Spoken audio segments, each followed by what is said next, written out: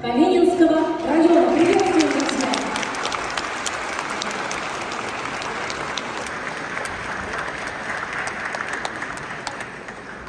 Посмотрите, это совершенно юные, молодые участники. И, возможно, для кого-то сегодня премьеры и первое выступление. Как это трогательно и знаменательно.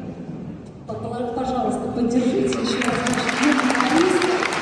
Артисты постараются вас одарить прекрасными детскими голосами.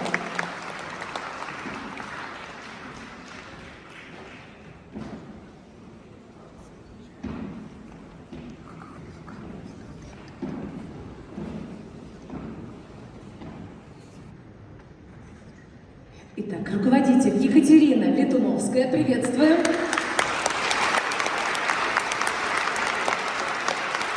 Концертмейстер Татьяна